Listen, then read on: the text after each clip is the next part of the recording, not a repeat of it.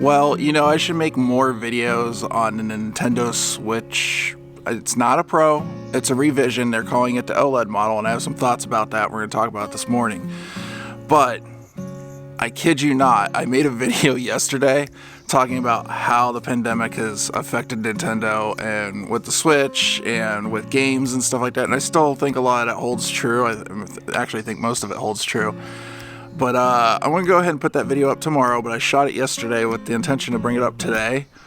And it was speculating a little bit about a Switch Pro. So when you see that, remember that it's a couple of days before and a day before this announcement happened. So keep that in mind. Okay, so we have a new Switch model officially coming in early October. Good luck getting your hands on it. I still think it's going to be a little bit hard getting your hands on this particular model when it launches, just due to what's going on in the world. And I think that's also why it's named the Switch OLED model with asterisks, and I'll get into that in a little bit here. But as far as like the improvements, 7-inch OLED screen, they're just filling in that bezel from the existing Switch, so it's the same size. It seems like the back of the Switch is now like a much more like matte black. I noticed like little improvements, like they fixed like the exhaust vent. It used to have like these really chintzy kind of vents on the original Switch.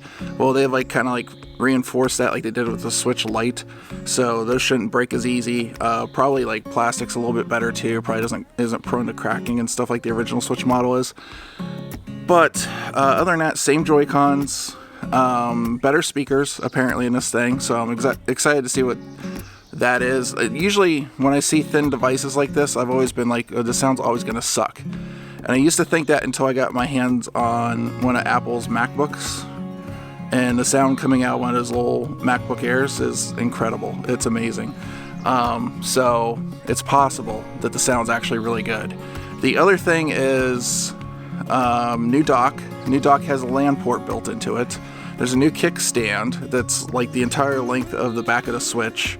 It seems like it's resistive, so it doesn't have that snap. It's just like a resistive kind of hinge on it, so you can just adjust it to whatever height or anything that you want like that. And it seems like it can go pretty far back actually. So you can kind of like have it like at a pretty far down angle now, because one thing with that kickstand was like it just being kind of fixed.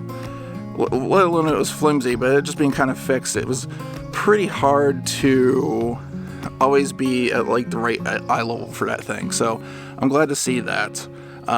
Now the question I have, this thing doesn't have any more power. If it did, they would have been shouting it, in the video, being like, hey, this thing's new, more powerful.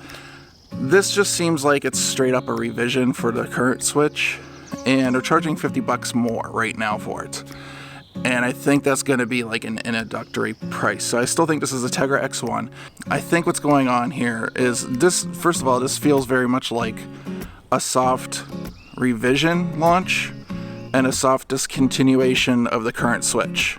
So what do I mean by that? What I basically mean is the Nintendo Switch is, the current model is probably just a little bit outdated. It doesn't have that like cool factor like it used to with the current tech. So I think what they're doing is they're starting to replace the current Switch. They're going to sell this at $350 at first. They may do that for 6 months, maybe a year, and keep using the components that they have left over for the current Switch and manufacture those out until they don't have any components left. And then when those stop being made and those start leaving the shelf, then this thing slides right in and replaces the current Switch at $300. And it makes sense because if you look at the model name, OLED model, that's something they're going to change on the box once it just becomes the Nintendo Switch. However, this current Nintendo Switch really feels like the Game Boy Pocket to me, and what I mean by that is the Game Boy Pocket released in '96, and then 2 years later came the Game Boy Color, right? That's the way this thing feels to me. It feels like a Game Boy Pocket situation where this is coming in to kind of make the whole line seem a little bit cooler than it actually is, and then in 2 years' time, then we'll actually get like a Switch 2 or Super Nintendo Switch or something. And I do believe that there's some validity in what Bloomberg and stuff's been saying about like DLSS and all that technology, just not in this Switch. Whatever else Nintendo's working, and Nintendo works on those things sometimes like half a decade before it comes out, like 5 years before. So anyways, it's interesting. What do you guys think about the new Nintendo Switch? I think it looks pretty cool, actually. I'm probably going to get one because you know me. I find it interesting how I don't have anything to say about Nintendo Switch Pro or even mention it whatsoever for months, and then all of a sudden, like, I make a video yesterday about it, and even before it can get out, here's Nintendo going, haha, screw you. Anyways, I try.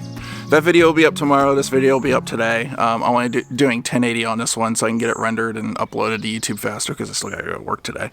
So anyways, see you guys. What do you think about this thing? You know, like, subscribe, all that fun stuff, and see you in the next video. Sorry, if this felt like a rush, it was.